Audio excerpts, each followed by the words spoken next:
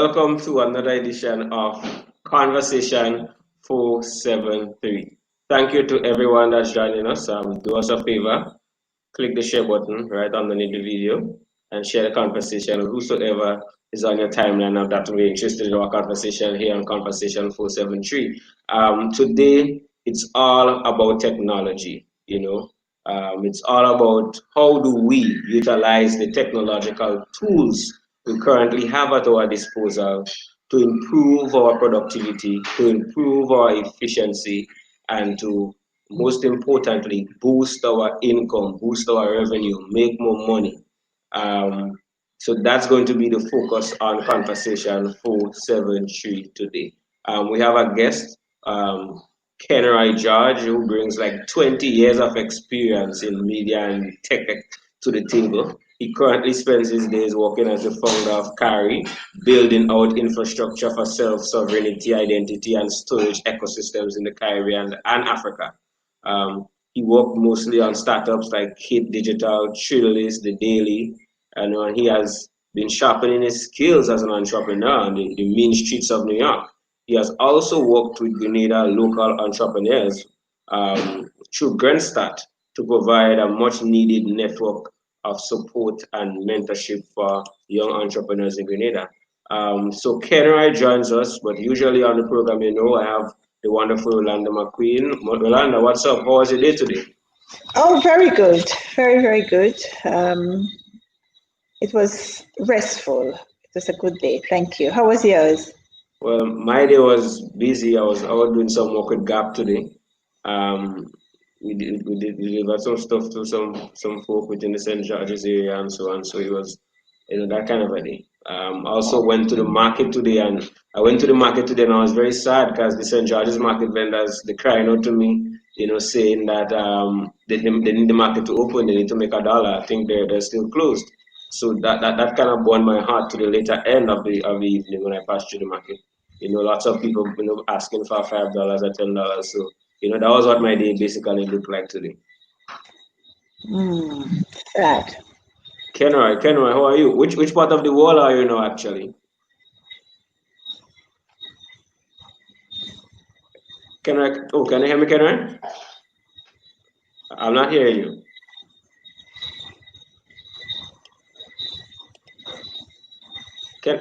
Yeah. One second, let me see what's up with Kenroy. Can you hear me, Kenroy? Am I seeing two Kenroy? Yeah. I was asking you, which part of the world are you right now?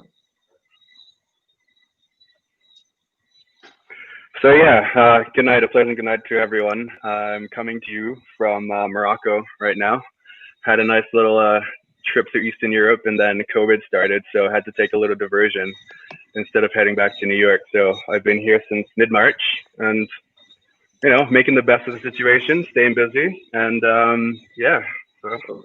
Okay. So what I want you to do for me, Kenroy, try to put your lights on a bit to make your picture a bit more lit. And we'll take a break and get a word from our sponsors, and we'll be right back with Conversation 473. Stick with us, guys. It is time for Grenada to define for herself what independence means. What has happened here this morning has made me feel confident to face the future with fortitude, strength, and with hopefulness. People begin to understand that our lives don't have to be so hard. Things can change, We are all currently facing the same crisis and very similar challenges. And no one can afford to be myopic or bigoted in this fight. We have no choice but to work together. We have heard the call, and we are determined to come out of this pandemic greater than we entered. Okay, guys, we're back. Conversation 473. If you're looking at the show, you can share the live with your folk. Join the conversation. Technology is the focus today. How do we use all those tools that we have? How do we use the internet? How do we use our smartphones and all those things? All the technological advancements that's there to improve our productivity and to drive more efficiency and bring more revenue to ourselves or our country. But before we get into that, Kenroy, for folks on Conversation 473 who is not familiar with who you are, can you give us a brief summary as to Kenroy and some of your major achievements?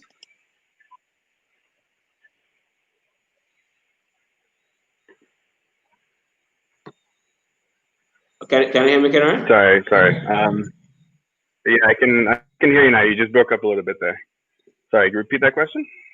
Can you give us a brief summary of who you are and your major achievements?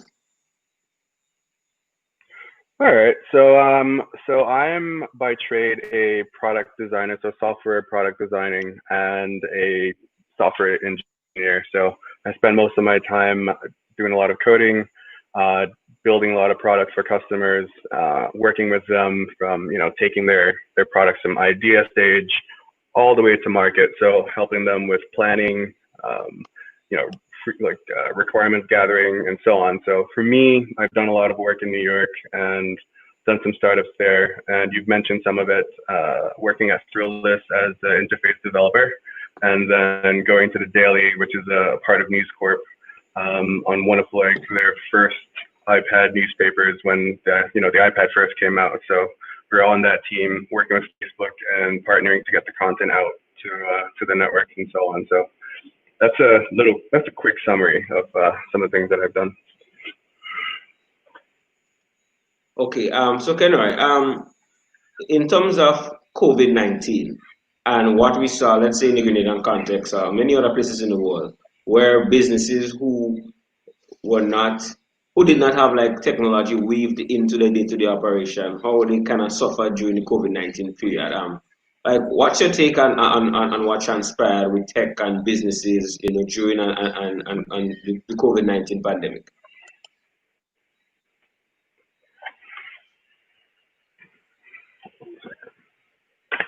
Sorry, repeat that again. It just broke up a lot.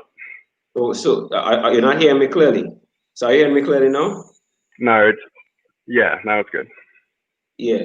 No, the question was like, what's your take on what transpired during COVID-19, where businesses who did not have technological infrastructure in place, what happened to them during the COVID-19 pandemic? Like, what's your take on that? Well, within our industry, we've been joking around that the COVID-19 situation has pushed us basically 5 years into the future.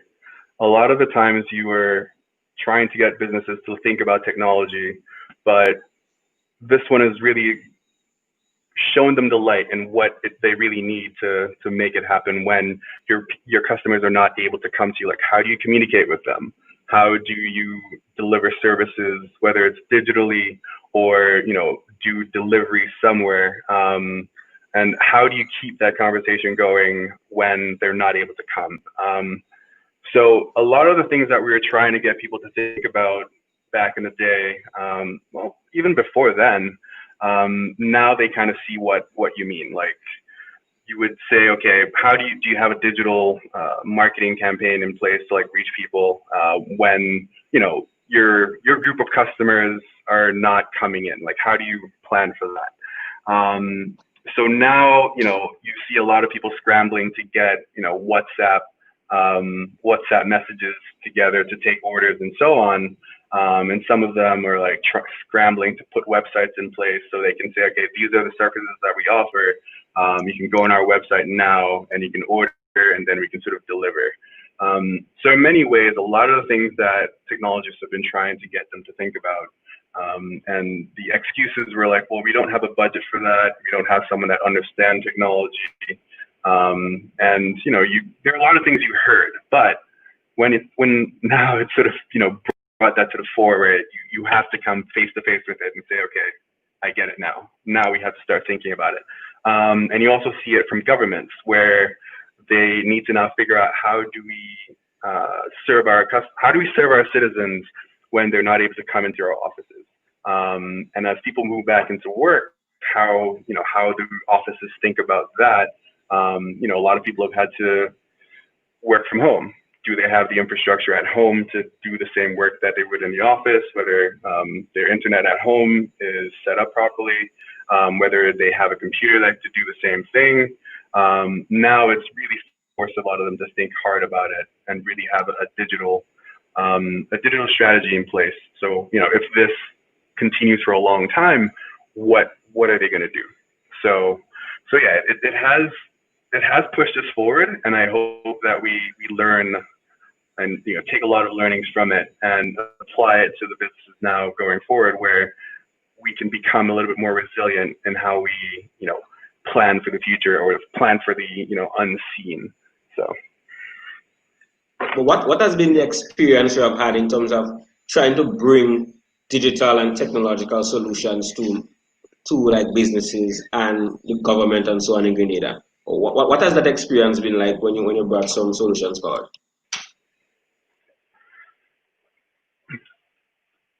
From what I've gathered, I mean, things are moving, but not at the speed that you would like. There are certain things or certain pockets where people get it and they know they have to move in that direction.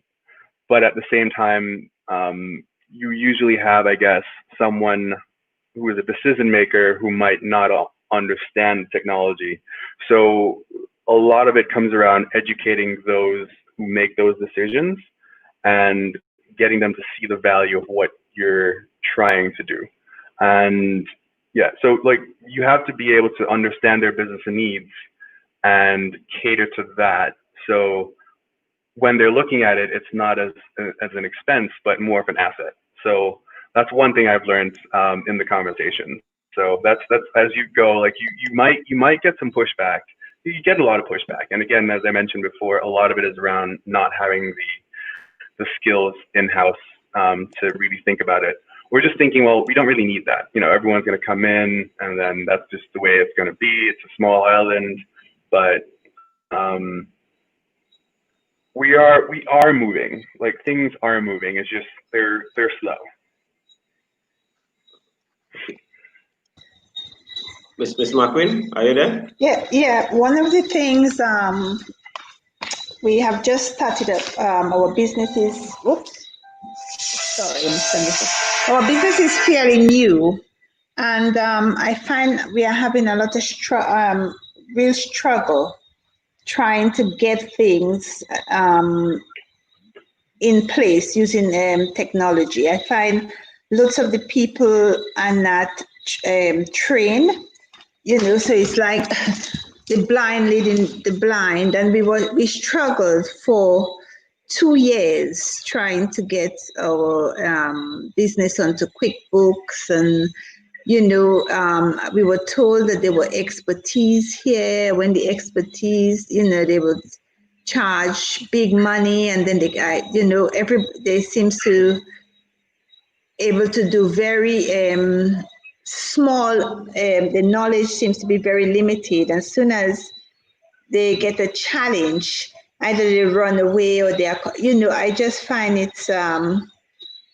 We really has to buck up on our technology. I don't know if you find this when you've been over here training, Ken, if you find the same thing. I think when you look at other countries, they are putting a lot into technology. I just find, I don't know if I just find it very, very difficult here, very extremely difficult.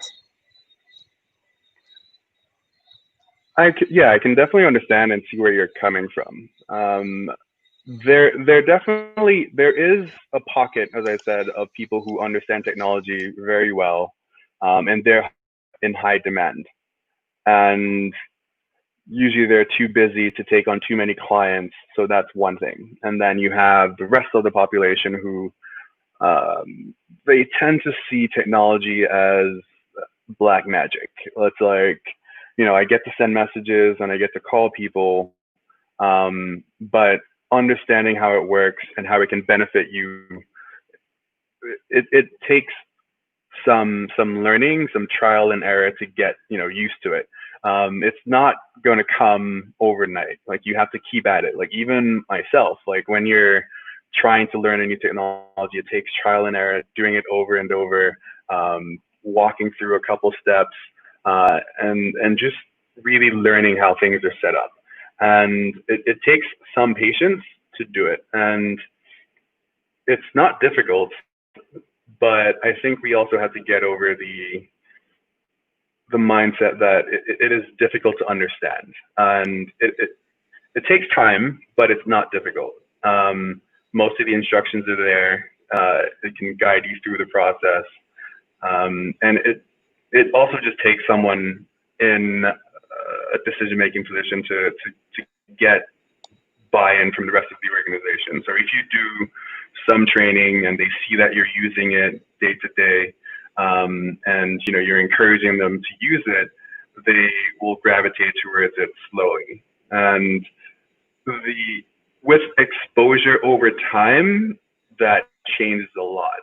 And it really starts off in school. If we're able to look at the curriculum and how much technology is embedded into the curriculum, from my understanding, it's not too much.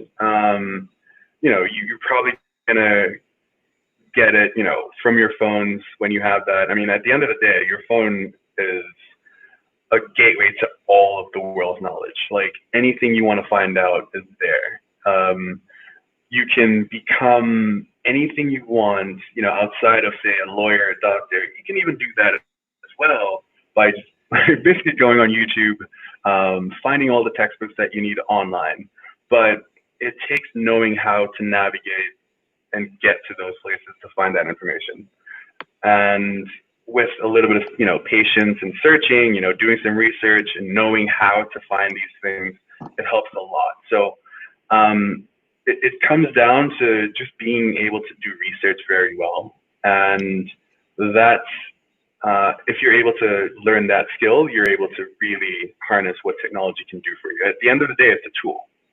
And if you can understand how that tool can help you, then it can become very dangerous in the right hands. So it just takes some getting used to.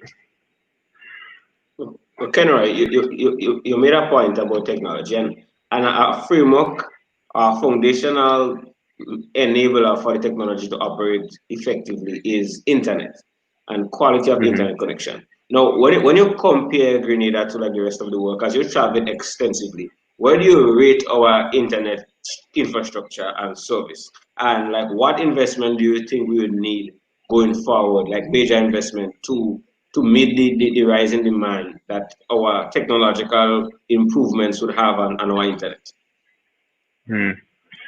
I'll be honest with you, Grenada has very good internet compared to a lot of the world. I mean, right now I'm in Morocco, and the connections they have here is mostly satellite or radio. So a lot of it is from your cell phone or satellite. So it can be patchy sometimes, but we have very good wired connections in Grenada. So I think it comes down really to the cost of that internet in Grenada. And when it compare on a cost basis, it's a lot more expensive in Grenada than it would be anywhere else. For example, I can pay, $40 for almost a gigabit connection to my home in New York. In Grenada, I'm not sure you go up that far. I think that from what I've seen, the max is about 30 megabits up. So 30 megabits down and about 5 megabits up. It could go higher, but you have to pay a bit for that. So if we are able to work on the cost, then we can really get people to be using it a lot more. And on the data side, even that is very expensive. Here, again, using Morocco as an example, I can get 12 gigs of data for about $2 US. So, you can get a lot more in larger markets. So if we're able to work something out where the cost of data on your phone is a lot lower, I think the usage will go up a lot more.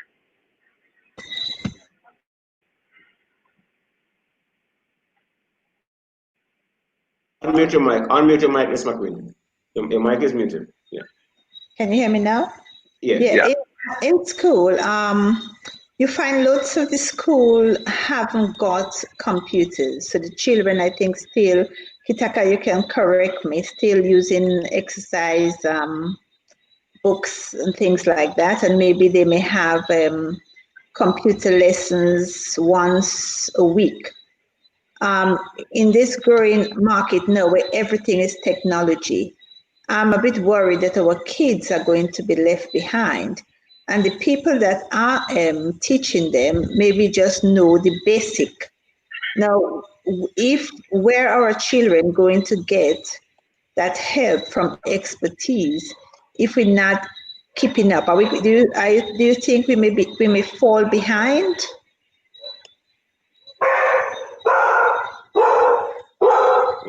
I think he fell off there for a moment, Miss McQueen. Yeah. But for me, I can speak to that. Even when as a teacher, when I went in, like I decided that I would not be using a blackboard, and I would not be like using chalk and blackboard. So from day one, I would make like slides and like put pictures and like show videos and so on, because I think in our education system, even now, where children are so accustomed to consuming like things on YouTube and consuming digital information. For me, it seems a very sharp contrast between a book and an HD video. I think the HD video always wins every time. And for me, I think like the challenge now is on like teachers and schools to try to see how they can invest in infrastructure, because that's a major issue. Like a lot of the kids would wish to be on their computers or on their tablets and so on in class, but the cost to it, and most parents cannot afford it, and so on. So that would be something that would be very important, because I think you cannot do the work without the tools.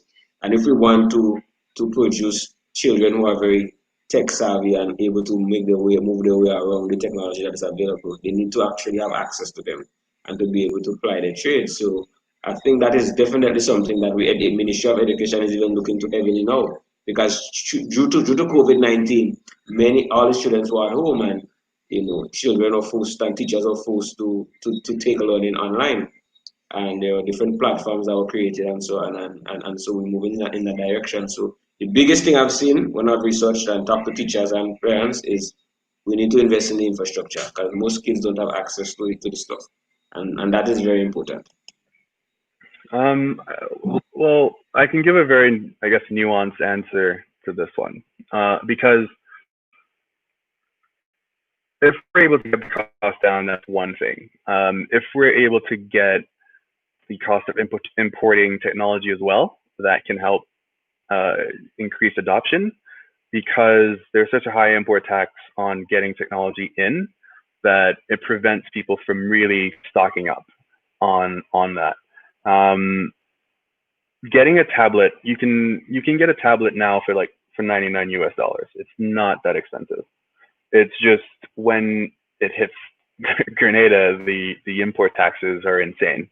So if we're able to look at technology and really tie those to our goals, and how we get usage up, then that may be one way of getting them.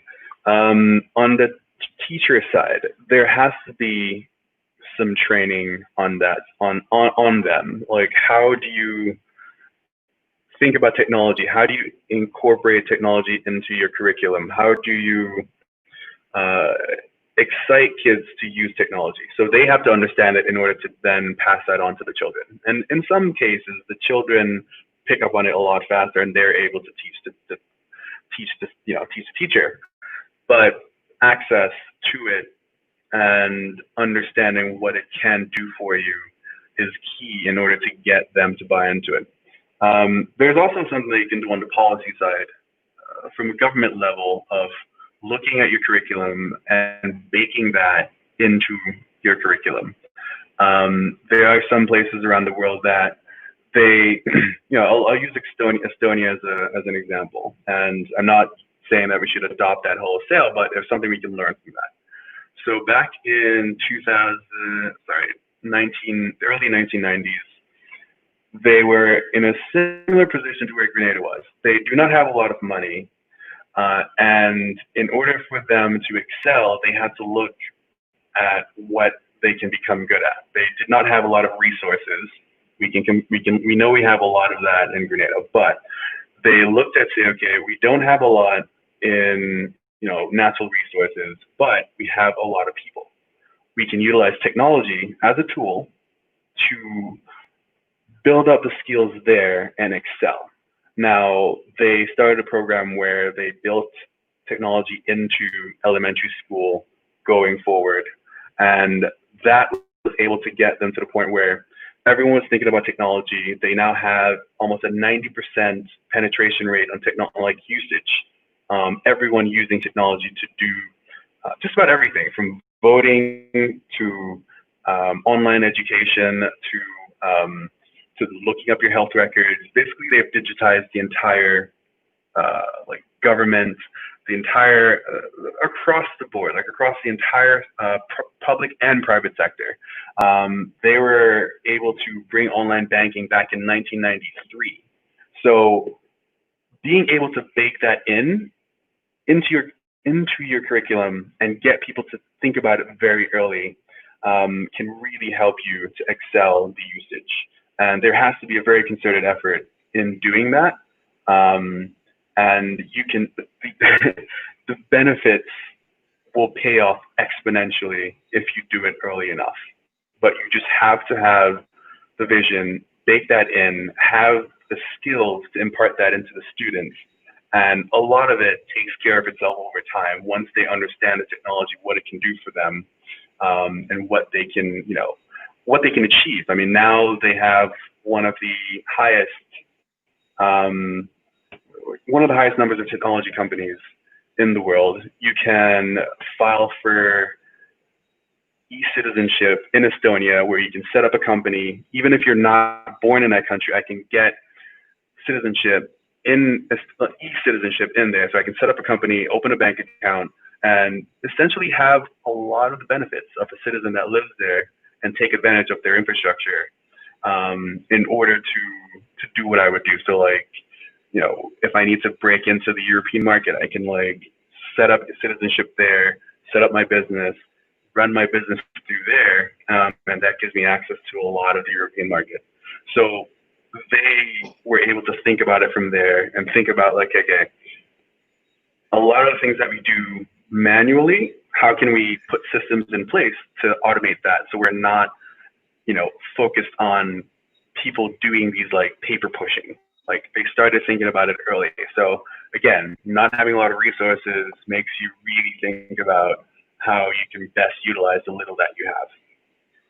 But agriculture, many a times I hear individuals speak about, revolutionizing the agricultural sector with technology. What do you see as the major first steps that needs to be done in Grenada to really make that a reality?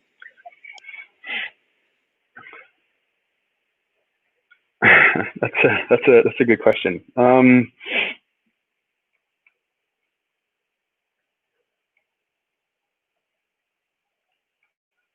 The first thing for it to really take off is being able to know, starting a land registry, having people to understand where available lands are, and being able to utilize those lands that are just sitting there. If we put they're working on it currently. I'm not sure where it is. Setting up a land bank where someone could say, okay, I would like a couple acres here, and I'd like to do this with it. I'd like to plant this much produce on there, and you can either lease the land, and you can do as much as you want on that piece. You just can't build anything on it. If you're able to do that, then you open up the market to people to see, okay, this is what's available. Then you can start planning a little bit more of okay, this piece is used for this.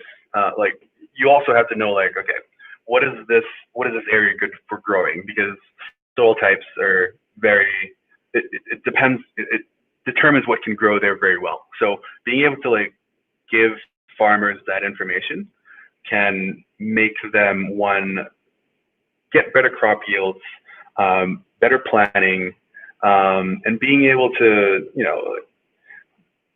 think ahead. And I think once you have that, then farmers can start thinking a little bit more of like, all right, I can see what's possible. Because I know we have the thing where a lot of farmers are sort of set in their ways in what they grow, and they still utilize, like, fork and spade and like all of those things.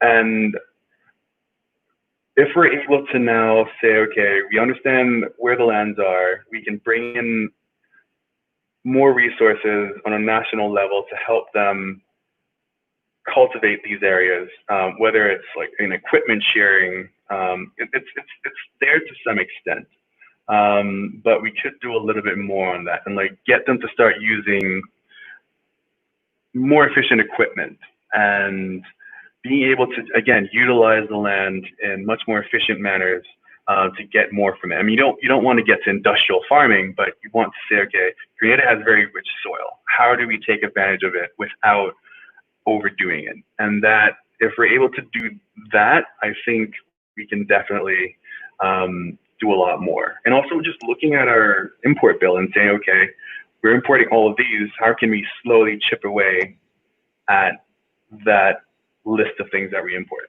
We can grow them locally. So, either you say, okay, next year we're going to aim to plant 20% of that locally, and then you put the resources in place and make sure that, all right, the farmers are set up, they're trained to do those things, and then they can keep that sustained for a long period. So, then the year after you try to go up to 20, like 30% or 40. And then once you get those things in place, then we can just build a lot of the local, utilize a lot of the local assets that we have to really be, sustainable. So I think access to information is key, because if you want to find out where these things are right now, they're still paper-based. You have to go into the ministry, you have to ask for them, and they're pretty protective over it. And if we can just open that up and give people the information that they need to make these things happen, I think a lot of it can move forward. We have a question here from Bob. A certain part of St. George's floods every rainy season. How can we use technology to solve the problem of flooding? I mean, I'm not sure if I can answer that question, but if I were to take a stab at it, one, we can definitely use sensors in certain places. We can figure out, okay, if it floods up to this level, what do we need to do in order to either open pathways to get the water through, or creating some sort of drainage system that can be used to get the water out. I mean, even if you, I guess, create a reservoir somewhere, so a lot of the water that comes in can be redirected into somewhere and maybe stored for a later time. Those are some things that could be done. That, I don't know if that's a huge technology problem. I think that's more of a common sense problem, or engineering problem.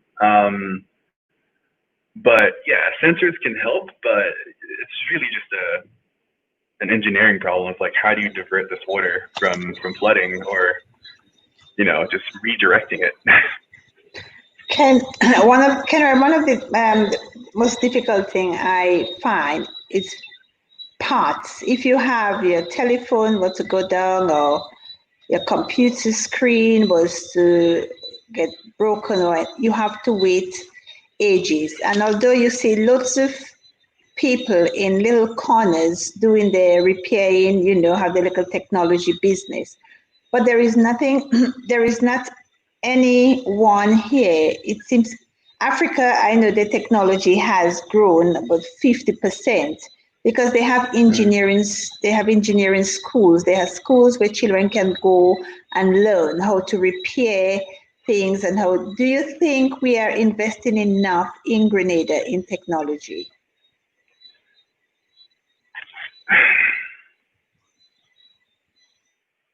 We can do more, but I'm also not going to say that we're not doing a lot.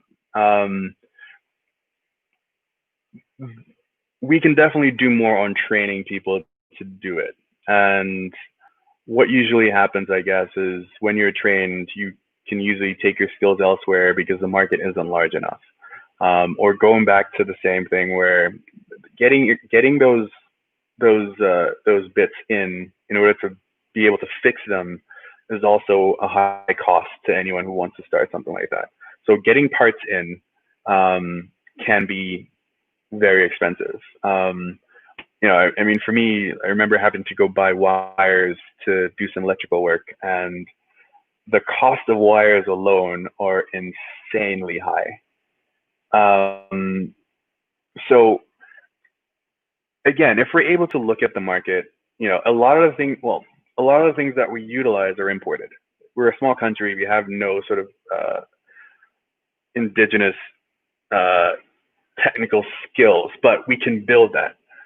But we have to look at the market, assess where the skills are, or at least train for that. If we can say, okay, we're importing this much computers, we need this many technicians to be able to service them, and look at it from that perspective and say, okay, we want to also reach these goals.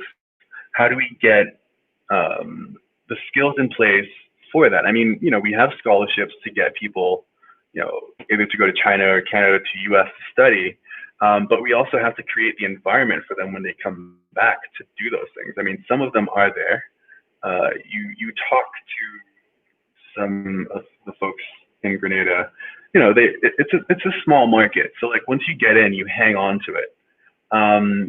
But in the sense that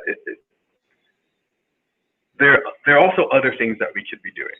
And as you mentioned, like even the small parts, you have a lot of the repair shops that can sort of expand what they're doing, but the cost of equipment, the cost of getting the parts are just high. And a lot of them are just, But what I think, Kenroy, if we have like a factory where there is so many people. I remember when the new phones come out in England, the government put out an advert saying everybody bring their old phones in and they're going to pay them a certain amount of money. It seems like Perseverance, our dump, has all of these old computers. If we could bring all these computers, and maybe there is a business there for somebody who's listening, into one holding place, that when people need parts, they can go there to buy a part because it's parts. My laptop screen broke. And if I was in London, it would have been cheaper for me to buy a computer rather than replacing the screen. But if I got a new computer to bring in from London, the duty I would have to pay was more expensive than if I bought a new screen. So, and it would have been so good if there was, just somewhere that you may need maybe just a key and you can just go into that shop and say, right, we have some secondhand, you can replace, you have some nearly new computer here, we can replace it. There doesn't seem to be any way that collects parts of secondhand computer or telephones, or, it always seems like you have to order a part from abroad. Yeah, I mean, that works to some extent. With what you're mentioning, like you have a lot of specialized equipment in a laptop. So each laptop model might be slightly different, and you have to order a screen that would fit that particular model. It's not general enough to say I have, this old laptop screen and I can put it into that. There might just be a few misalignments with the mounts where I can't just put them in. So with specialized equipment, it becomes really difficult to do that, where you say, okay, I want to get 10 extra screens for these models just in case. Like, that will be very difficult to do and very expensive because there are no guarantees unless you know that those models are very popular. So you might have an easier time getting a phone screen replaced because they know that a lot of people are using those phone screens. But with a laptop screen, it will be a little bit more difficult. So just being able to source that and get them in is a business of itself, but it is difficult in order to hold inventory for something like that one. I had one of my bus, Kenroy, that has a computer problem. We paid quite a lot of money for it. And the money I spent on it, I could have bought a new bus. It's been 1 year now, and they are still trying to sort the computer out on it. And most of the vehicles we have in here now are all computerized. So if we don't train our young people very quickly into technology, we will have a really big problem on our hands very soon, because all the vehicles now, everything now is computerized. Yeah, and no, that's very true. But we also really have to look at the market. As I said, like if you don't have a pulse on the market and what people need, we will be very off in what we're training people for. I think a couple shows back we were talking about the yachting industry. Like, if you know how much money the yachting industry brings in, you will.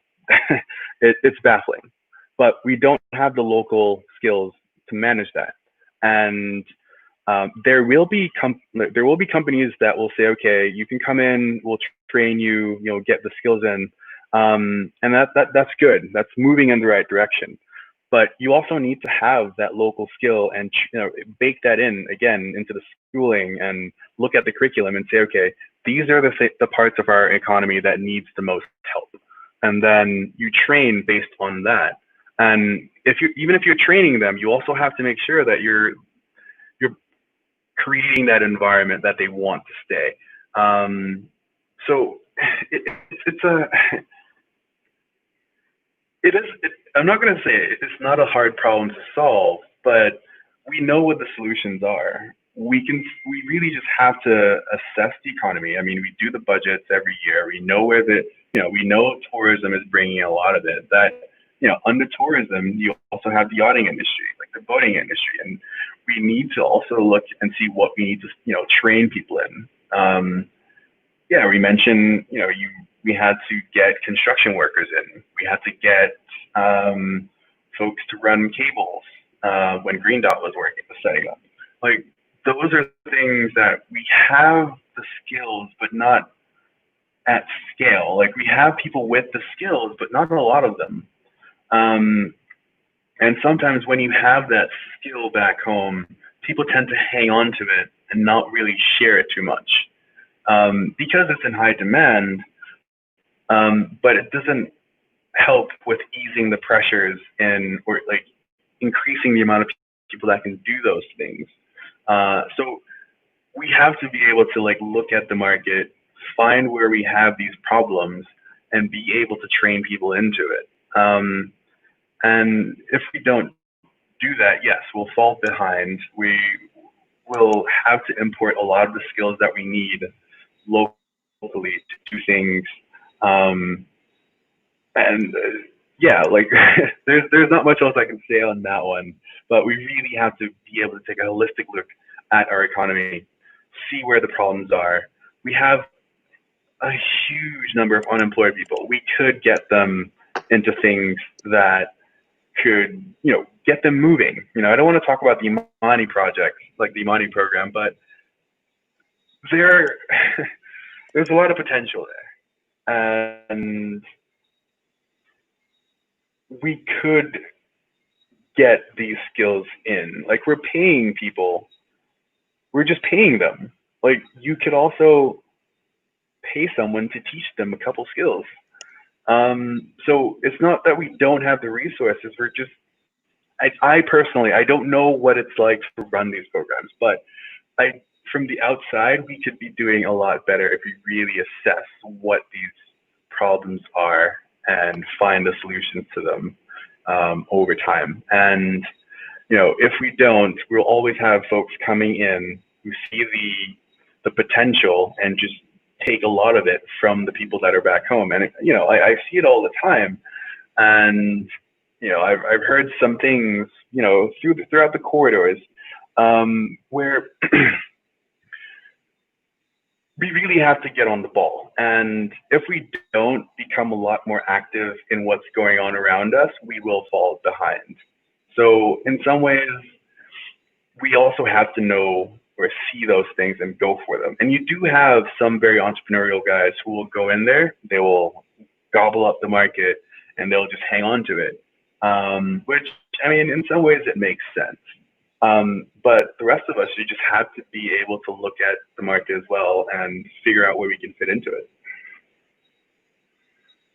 So, Kenroy, do you think like at this stage, Grenada should be moving to a direction to have a school on, let's say, the scale of like a Grenada version of like MIT, like a specific institute that is focused on technology and training our young people in that field? That will be helpful.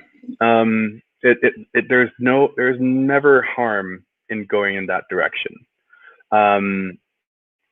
Even if they're not able to have jobs locally, if you're able to train them to say, okay, how can I now look out to outside markets to bring more business in, you can also expand internationally. You could, like we have many call centers in Grenada that are taking businesses from the US, from the UK, and they're able to handle that in Grenada. So if you're also looking at other skills, you can do the same thing, whether it's, networking, graphic design, web design, just software engineering, a lot of other things.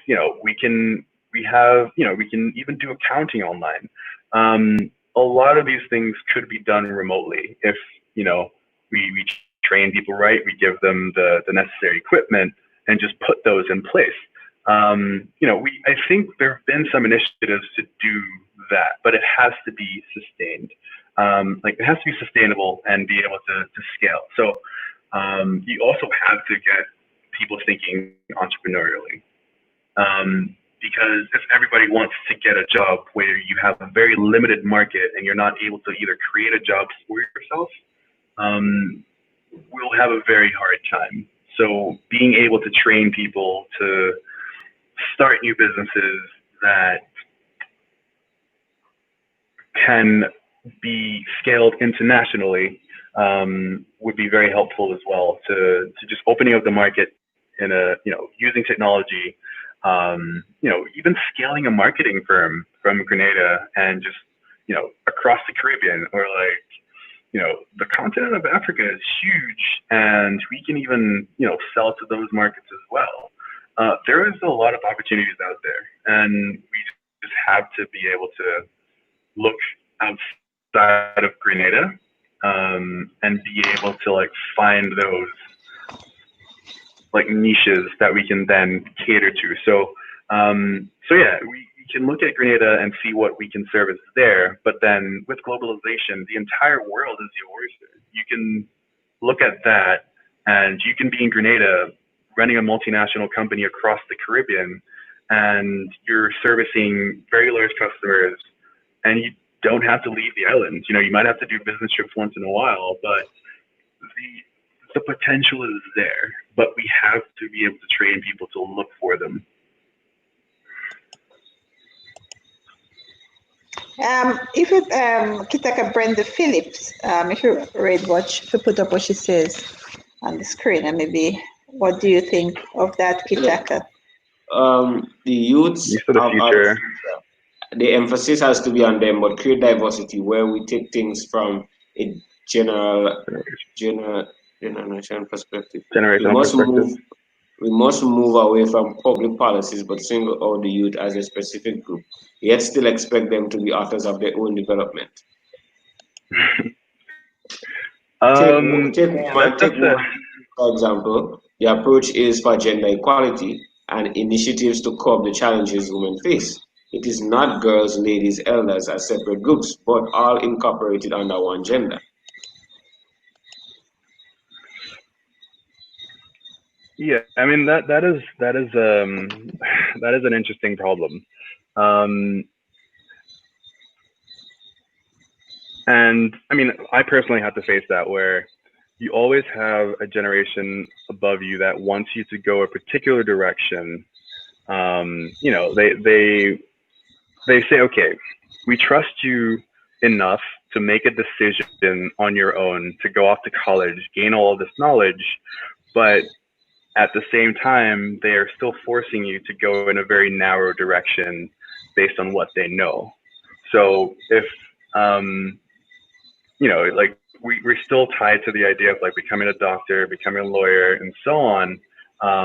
You know, I've had to deal with the fact of like family members like, well, why do you want to do software engineering? Like, why don't you get something that's safe? And you know, like we've now seen how the use of technology has exploded and how these skills are valuable. So it comes down to being able to understand that, being able to have trust or faith in the youth to be able to like chart their own like path and have faith that they will find a way. Like, you know, they're not going to get it right all the time, but you have to allow them to try things, learn, experiment. You know, one path is not going to work for everyone. And if you are putting everyone down this very narrow path, it's going to lead to, I guess, the situation that we're in right now. And if we don't have a vision of how we're going to get out, and we still want to keep doing the same thing that we've always been doing, then we might just as well stay there. So we have to be able to try things and be able to break out of what we believe people should do, allow them to experiment, allow them to try new things. You know, don't discourage someone because you don't understand what they're doing. Ask them about it, learn a little bit more about it. Maybe you'll learn something as well, you know, and then you're like, oh, that's amazing. I want to learn more. So we have to be open-minded about things. Because if you look at the world in the direction that we're going in, a lot of the things that we're training people to do right now will probably not be there in the future. I mean, of course, you'll have the healthcare, you know, you'll have healthcare there. You'll have people who need to maintain these systems as you go forward. But if you're not able to, you know, think critically, analyze information that's in front of you, or you have to find them, or be able to like put pieces of things that you normally don't put together and form something new, we will be on a path where we are just continue to consume and not create. And you need to really allow people to just be free and try things. Yes, you'll fail, but that's part of learning. And yeah, we do need to do away with the whole idea that if you fail, you know, that's gonna, it doesn't have to be a stain in your life for the rest of your life. Like, that's what life is. You try things out, you learn, you keep going. Like, you know, because you fail, it doesn't mean like your life is over. It just meant you tried one thing, that particular thing did not work out, whether it's the market wasn't there, the tools were not there, you were undercapitalized, you didn't have enough money. There are a lot of variables as to why it didn't work out. So if you learn from that and you say, okay, I'll take that learning, apply it to something else, and just keep going. Like, if we don't like engender that in our youth, we will be languishing for a very long time to come. Oh, Kenra, another important question I had for you. I mean, right now we have a lot of the Asian countries and some parts of America and so on going heavy in terms of the race for AI and, you know, robotics and so on within their social system. What's your take on where things are headed now in terms of the advancement in robotics and artificial intelligence?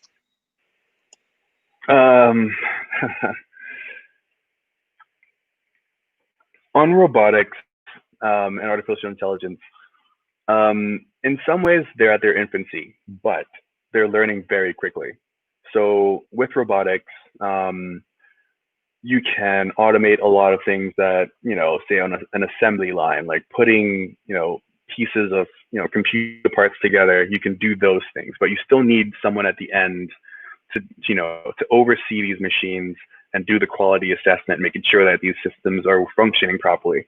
And you also have to train people to do that. So the thinking now changes from me manually putting pieces together to now being able to analyze systems and see if they're functioning properly.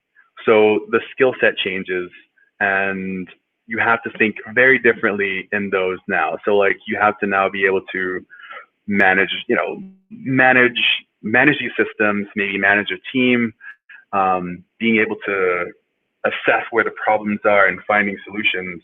And these, again, these are not crazy skills, but there are very narrow areas that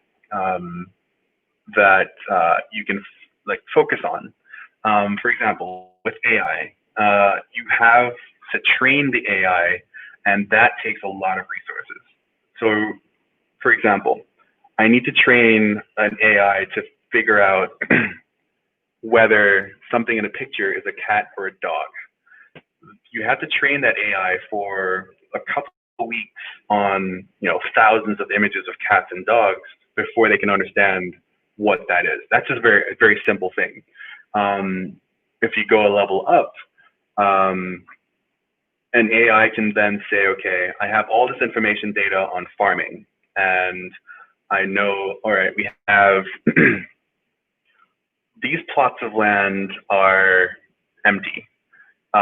We know the soil type that they can, the soil type, we know what can grow there. An AI can now look at all the empty plots and say, okay, these places can now have these products growing on them. And you need people to build those systems, being able to analyze that information and utilize it in a very useful way. So AI, it's a long way off in really being disruptive, but it's getting there very quickly. The things that it can do are very simple tasks, like very repetitive things, like moving, like looking at a large list of numbers and being able to say, okay, these things are common throughout, and being able to say, okay, based on this, it means this. If we were to say, well, AI is going to be taking over a lot of our jobs in the future, it's not. Think of AI in the sense of like, now that I don't have to do a lot of these low-level tedious jobs, I can spend my time doing more planning stuff, a lot more higher level stuff. And, for example, someone who is a paper pusher at a government office, they don't have to now sit there filing these papers. You can automate that with some machine learning to categorize the papers and like make sure, okay, all the information is filled in. If it's not filled in, send it back to whoever needs to fill it in. And then that can now free up this person to do other things, like being able to serve citizens better, like being able to do face-to-face or walking them through something, or like,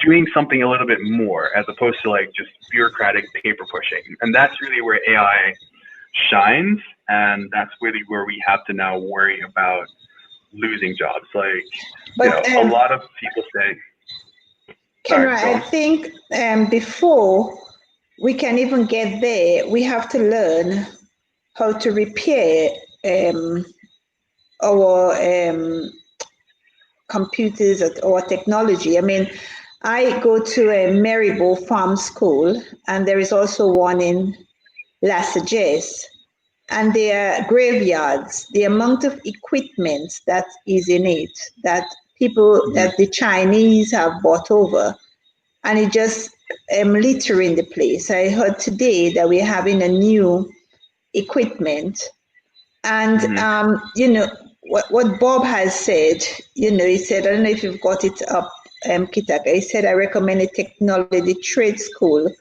for the students. I think no use we having all these expensive pieces of equipment to do farming or any of these things in them, if when something goes wrong with it, we just have it sitting there. So maybe what Bob is saying is good. We open up a school, teach the students how to repair, because you have to know how to work it. You have to know how to repair it. You have, because no use we having all of that. And we're speaking about all this high tech. And when something goes wrong, it just joined the graveyard. Yeah, and again, it just comes down to we have to train people to get these skills. Like it's highly specialized, but it's useful.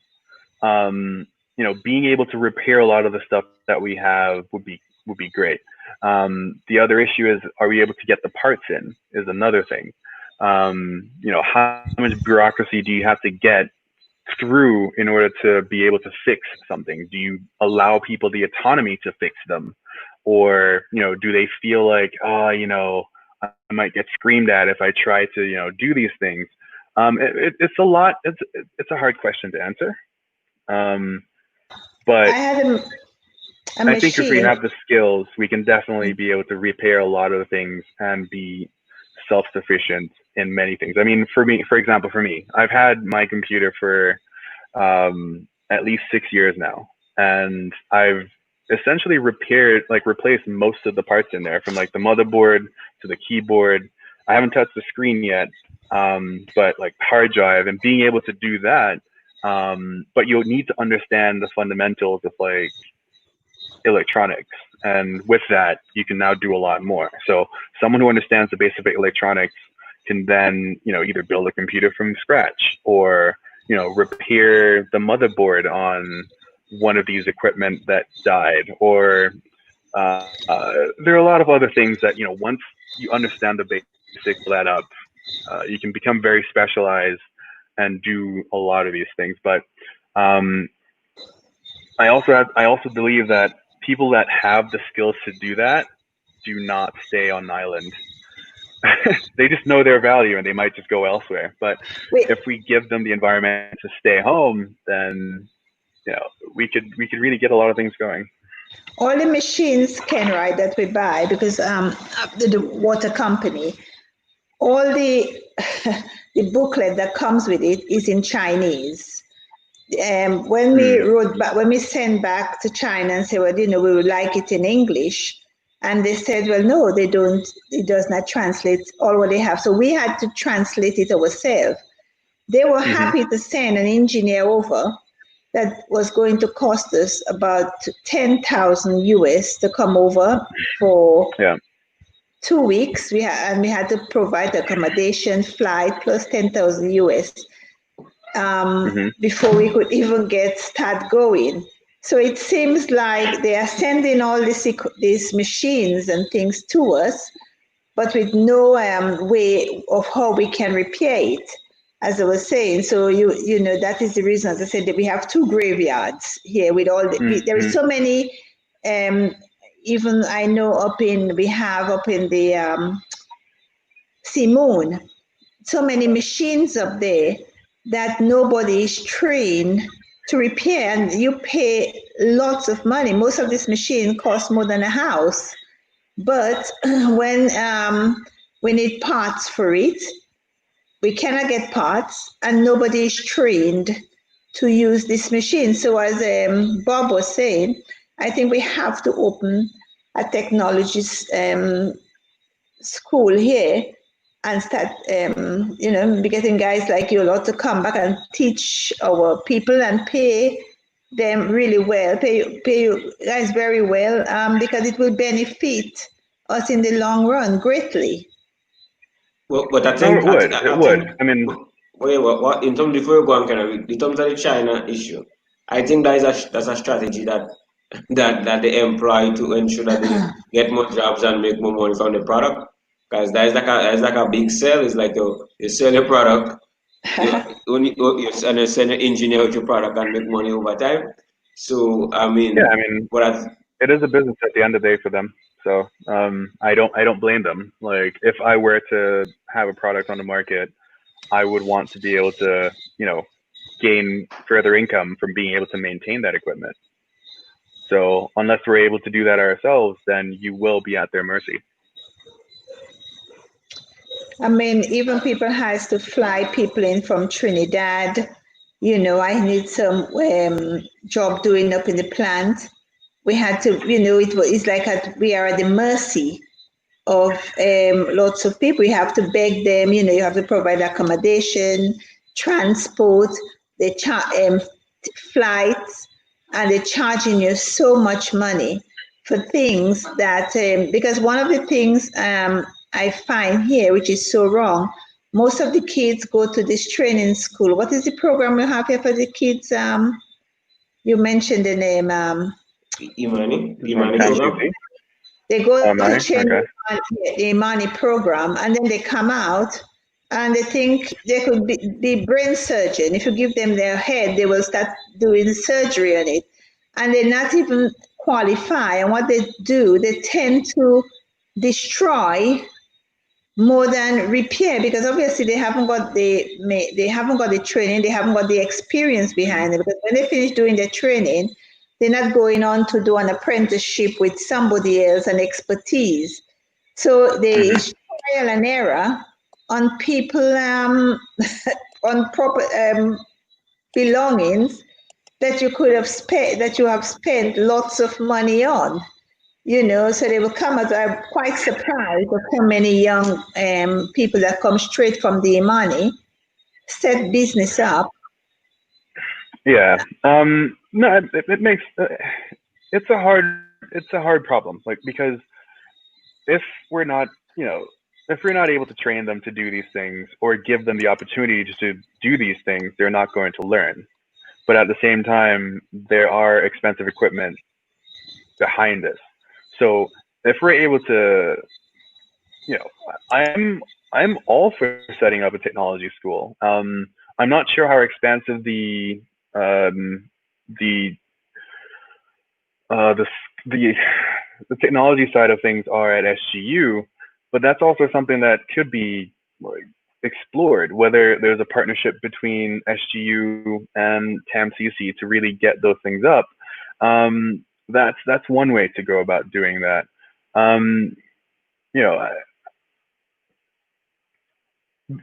what I've seen, there are a lot of smart students at TAMCC, and they're capable. They're able to do a lot of amazing things, but we also need to have the environment for them to flourish, and we need to be able to do channel their drive. And if we don't, then a lot of them lose faith, and they probably either leave or they just stop trying. And it's easy to see how that happens. I mean, a lot of the technology guys you speak to back home, they're like, it took me like 10 years to get to where I am. Like 10 years of trying before you can like make it. And I'm just like, that is insane, But at the same time, that it's a small market, and even as the first question you're asking is like, were people you're trying to tell people that, oh, you should do this, using technology and so on, and they're like, nah, at some point you lose hope, and then you just kind of stop learning. But you still have those who continue to push through, and they continue to learn. They then realize, okay, Grenada is not a big enough market for me. How can I look elsewhere to add more to my to my portfolio? So like, I either go to Trinidad or go to the U.S. Or I can still stay in Grenada and serve a lot of these foreign markets. It's there, and if we're able to, like, I think a lot of it just comes down to being able to share the knowledge that we have. And if we're open about that, that will change a lot of things. But at the same time, we have the internet at our fingertips. Like, everything, just about everything that you need to know is there. Not everything can you trust, and you still have to train people to now filter out what is good information and what is bad information. And that's what I was referring to, is like, you have to have the critical thinking skills to be able to analyze these things, and understand, like, it's more valuable to be able to tell real news from fake news now. And that can carry over to a lot of other things. Like, you know, you can run tests and ask people like, okay, read this news article and tell me whether it's good or bad. And a lot of people will not be able to do that. Why? Because they take one source of information and they do not go and compare it to other sources and see what the other sources say. If you're able to master that skill, you're able to learn a lot more. And it also just, comes down to how much of a scope you have of like what you can achieve. So if you know what's out there and you can set your mind to getting there, we can achieve a lot. Like, as I said, there are a lot of smart people on islands, but sometimes the opportunities are not there, or the information to share where these opportunities are pretty locked in to small groups. So if collectively we're not able to share information because we hold on to things pretty tight, you know, like you might know something that can benefit your neighbor, but you're like, nah, I'm not going to tell them. Or, you know something you can pass on to some students at a school, but you're like, oh, I don't have the time, or they don't want to learn these things. I've heard a lot of older folks say that, when at the same time, a lot of younger kids want to learn those things. So there's a disconnect between what the older heads believe the younger kids want, and then what the younger kids sometimes like believe that the older ones don't want to teach them. And it's like this weird situation where like no one is meeting in the middle, and you have a lot of information that when someone retires, it just goes away with them, and the younger generation does not get that. We have a long history of doing that in the Caribbean. So if we're able to like share information, just be open about a lot of things, these things can happen a lot faster, and it's deeply cultural. And if we don't get over that, we will have a lot of problems. And a lot of things come into that, like being able to like know what's possible, like trying new ideas and being able to experiment with them. That comes back to what I was saying. Like, if you're not allowed to do those things or try them, you'll just be stuck in this tiny bubble of you just not knowing what's possible, and not trying or not learning and not being able to explore the wide world of what's available. I mean, you can do a certificate in machine learning right now for free, and you can get these skills and, spend like 6 months really diving into this without spending a penny. And it's there. You can literally do that. So you just have to have the drive, and we really have to do away with like putting people down, like allow people to fail and try things. And I think that hampers us from being able to do a lot of what's out there. And if we don't do away with that, we're screwed. If I may end it, Brenda said, most definitely, knowledge kept is no knowledge at all. There must be a continuity without feeling threatened. And Brenda, one of the things I do find, people do not share their knowledge, but I think it started back from school. I remember in school, your teacher would always say, I always said, the brighter child in school, maybe the child that got the information, learned the information a lot quicker, the teacher would say, tell that child, do not share with the other child sitting next to them. So they would hide their books, or write the wrong thing because they don't want you to copy. And it seems like we have, I'm quite surprised even at work, people that know something, rather than sharing it, or if they discover something new, like how to use the machine or whatever, it's rather than calling their colleague and say, listen, I find a new way of doing this job, they will keep it for themselves. And this, I have such a big problem with that, but it is widespread here.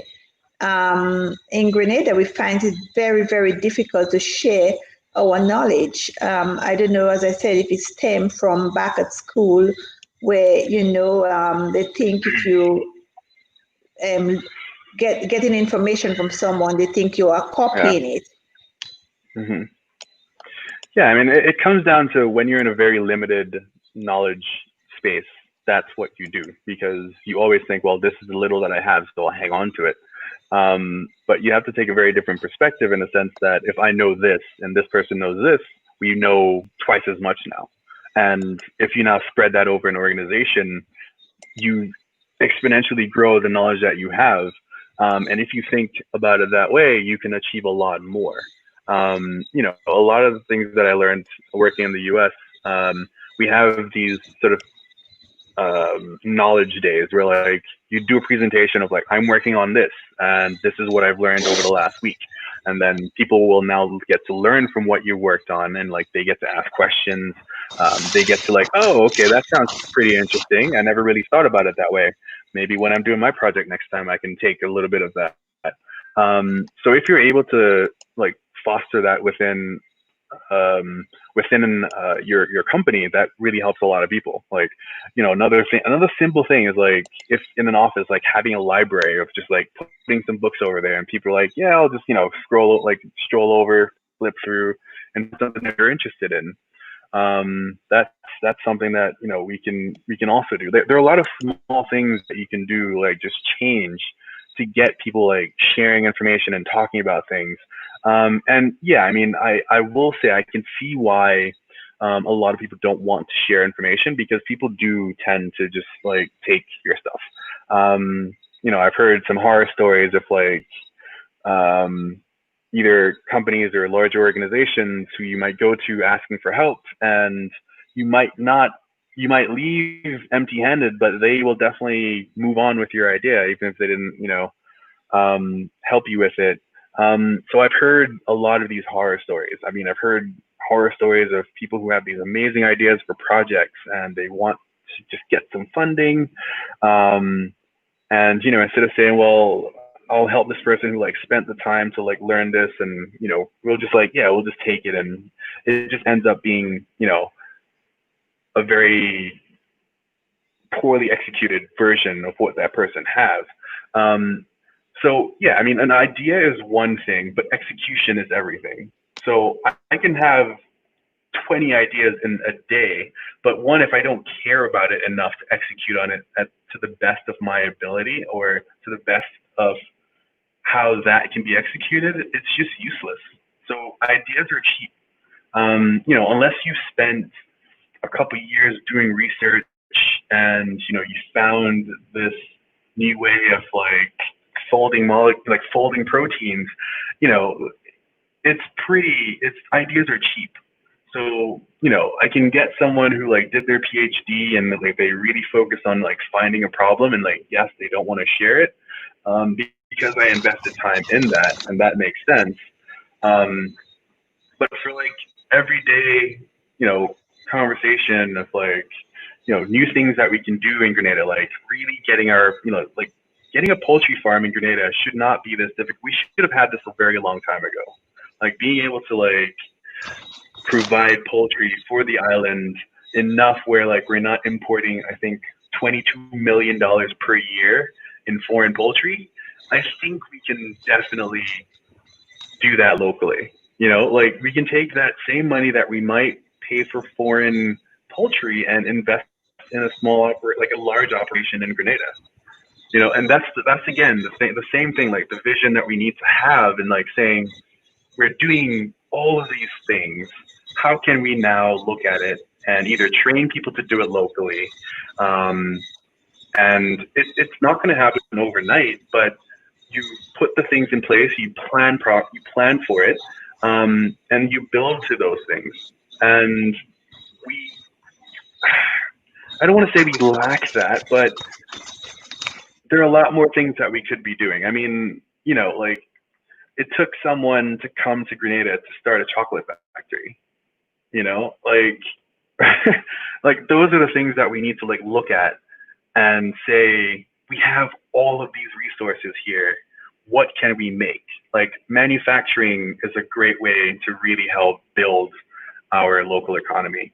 Looking at ways to reduce the cost of shipping in and out of Grenada is another way of like helping boost the economy. There are a lot of people locally who have skills or they can make a lot of amazing things and they can reach a global market, but the cost of shipping out is just insanely expensive. And if we're not able to like look at those things, or like, you know, like, again, I don't want to like tell government what to do. Like, statecraft is hard, but we know that there are some very glaring things that we can do to help. And it might also be the thinking of those in power, I don't know, that will prevent us from believing that we have the knowledge and the capabilities locally to do a lot of things. We do have it, but frustration alone will just like make you want to leave and not care.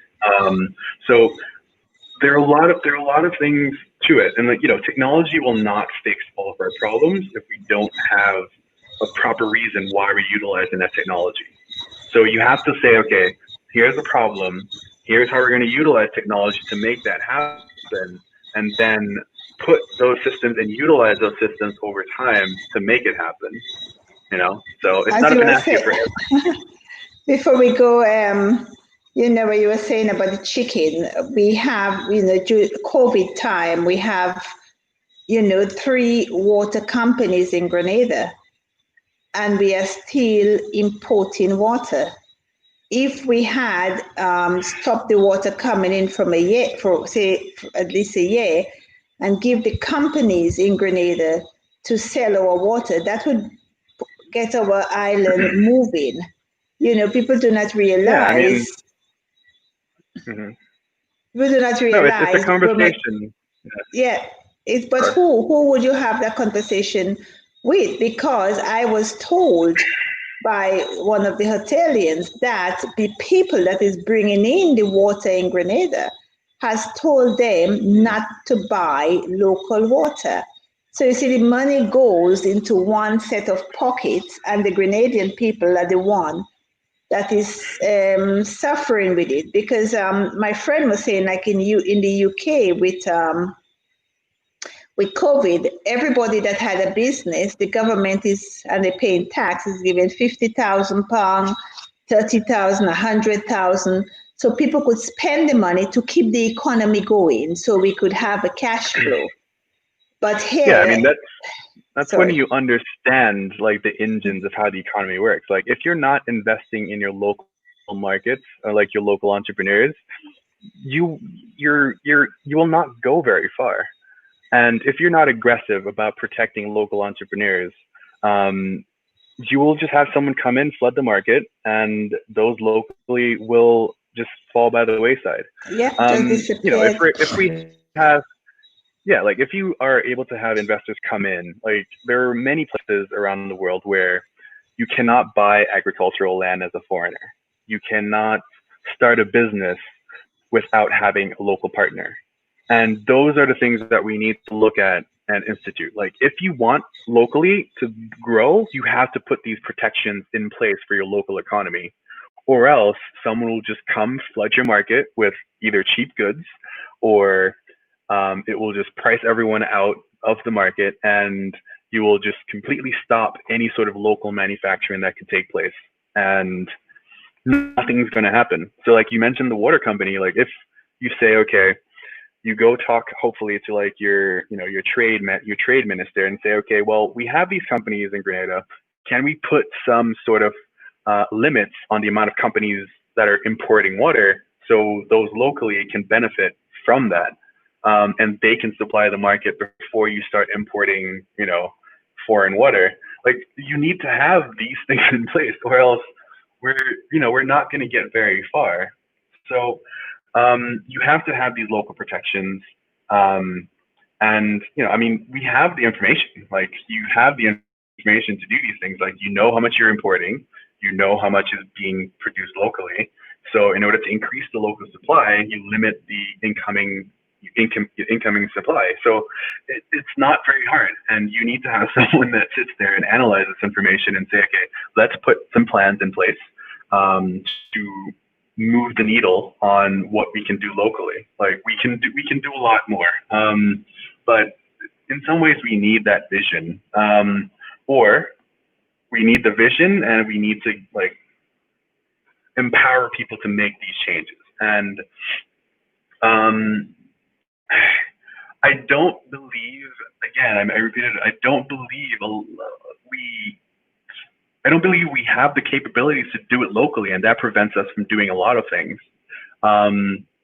You know, even me coming home and trying to do some, you know, some things, you know, we've had this conversation before, where, like, you might mention, like, some of my ideas are too advanced. And I'm like, no, it may be, but now we're realizing that, oh, these are the things that we would need going forward. And, you know, you can, sometimes I guess you need to have people to see when where's that lack that really forces them to change their perspective on things. And hopefully going forward, we can be like, oh crap, we really need to move forward on, you know, adopting technology in our day-to-day lives. You know, do I need to go and wait in the tax office for a couple hours to, you know, handle any sort of paperwork? I can do that from my phone. Do I need to, you know, go to the bank to make deposits? I don't. You know, if the technology is made feasible by governments, by banking, to do a lot of these things, we can save ourselves a lot of time to do other things. But at the same time, we also have to put pressure on them to do these things. So we can wait back and we can, you know, sit back and wait for them to do it, but we need to either take the reins and do these things, or we're probably not going to get forward. Because if you understand government, their best situation is not to spend money that they don't have to. And if there isn't any pressure to do those things, they'll just continue doing it the way that it is, because, well, I don't have to spend any money. And even though I can implement some sort of solution that will save me millions, I will continue doing what I'm doing because it's what I know. And as a government, the chances of you taking risks to do these large problems, to like solve these large problems, is probably not down the path you want to go. So unless you have that vision and you're willing to take some risks, or take some try something while minimizing the risk, whether it's rolling out something on a smaller scale and then seeing how it works over time. And then if it works, then you scale it up some more. But government is not built that way to take those risks unless you have someone at the helm that has that vision to really push that forward. So yeah, it's a lot of pieces to it. But I think we're moving in the right direction, because I know there are people who are on the ground within government that are willing to push things. But we have a weird thing of, like, if something does not allow me to get reelected, it's probably not going to roll out, you know? So unless we get over that thinking on the government side, we're not going to go very far. But I will give them credit that things are moving, maybe not as fast as many of us want it to, but they're moving. But again, if we continue putting pressure on them, they will move in the right direction. I mean, we spoke about the connectivity in like internet connection. Like we have the Carcer project that helped connect a lot of these things, trying to get, or reduce the cost of internet connectivity across the island, or across the tri-island actually, and even connecting with St. Vincent and a few of the other countries within the region. So there are these things happening, and I think again it comes down to like how much people know about these things that are happening, because we say we hear that we've gotten a couple million to do this project, but you might hear about it like a couple years down the line. But we have to do better in like being able to like get the information to people and them being informed of what's going on. And if we don't do that, like a lot of the projects that could happen will not happen. Like right now we have the ECCB digital dollar project that everyone should know about. Even if it's a small pilot, that should be, something that is either on TV, on radio, and we should all be hearing about this because it's exciting. And if you're not able to excite people about the things that are coming, the chances of it rolling out, is not going to happen. And there are a lot of initiatives that sort of die this way. Like, we had our recent referendum, and that, people are like, do you know what you're voting for? Not much. But if we're not doing the informing people part, a lot of these things will not happen. And we need to get those channels in place to get to the people that need to hear those things the most. I mean, we know gossip spreads pretty quickly, but when it comes to useful information, that's a very, very different story. So we really need to look at these things and see what information travels, what information will best help us to get out of our it hurts me when I come back home and look at the state of things. It really, really hurts me. And we know that we could do better, but we don't. And we sit back, and in some ways we hope that someone's going to come and fix it for us. But at the end of the day, if we don't do it, no one will do it for us. And we have to be able to push through and do these things. In some ways, yes, government could be in the way, whether it's the policies that they have that are preventing a lot of these things from happening. That needs to change as well. But it really has to start from us. But I'll end on saying, things are moving, and there are people that are working on trying to get things in place now to make a lot of these things happen. And again, the pandemic has really helped them to stare it in the face of we can't push it in the back anymore. We have to do these things. So I hope we come out of this with a very long memory of what happened, how it affected us, and we can put things in place. So if it does happen, I mean, you have hurricane season coming up. Hopefully we have some plans in place again. And if things are to go, sideways, we know what we'll be doing. And, these things should not be hard. We should have these plans in place and be able to act on them very quickly. I've always said, Grenada is a small place, 110,000 people, 111. It's small enough. We should be agile enough to be able to move and do things very quickly. And, we're, the size of Grenada is the size of a small city in the U.S. You have a small team of 20 people that 50 that administer a small city.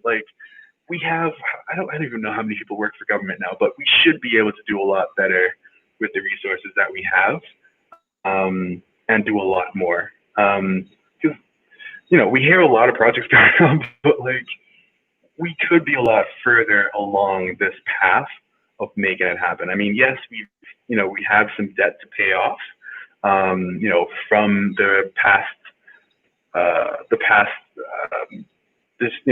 disasters we've had, but that's the situation where you say, okay, we'll take on some useful debt in order to now plan forward to make our situation better. And if you don't do that, again, we're going to be back in the same situation, and we really need to invest in our people, whether using technology, focusing, really putting that into our curriculum, getting our library back open. I mean, we've been fighting for this for a long time. Just having a national library open for not being open for this long is insane. There's no excuse for not having a national library open. None. There's just none. And again, when you look at it, the access to information that will get us out of the situation is just not there. And if you're not in that very tight-knit group or knowledgeable group of people, we're going to have a hard time. We have to get out. We have to get out of it, man. And I had to take a break from Grenada, and I had to get away because we look at the simple problems that we have, and they are simple, but just because of some small thing, we put excuses in our path as to why we don't take action why we don't do these things. And it's just, come on, it's like we should be able to move very rapidly at the size that we're at right now. Yeah, and Kenner, I mean, you had quite a mouthful to say, bro, and we feel the passion, but we out of time right now. So we want to thank you for being a part of the show and for sharing your expertise. Brenda was there heavy with you, Bob and so on. Was very Thanks impressed for with having me on. your thought process and so on. And hopefully you come back to Grenada soon to get back to work to make some of those things happen. What time is it in Morocco now? What is the time in Morocco? It's 2:40 right now in the morning. Oh. Wow. Sorry. Get some sleep, bro. Yeah, but again, thanks again for having me on, and it was a pleasure talking to you all and just sharing. But just keep the conversation going, and hopefully we can get a lot of people to buy into the ideas and really get them thinking about what we can do for ourselves to really get ourselves out of the situation that we're in. Like, we're in a beautiful island, everything's comfortable, but we could do a lot more to like really push ourselves and use that comfort to our advantage. Totally agree with you. Totally agree with you. So thank you guys, Yolanda. Thank you. Have a great weekend. Kenroy, have a great weekend. See you guys back on Monday. Everyone who tuned in, thank you and have a fantastic weekend. Enough love. All right, guys. Good night.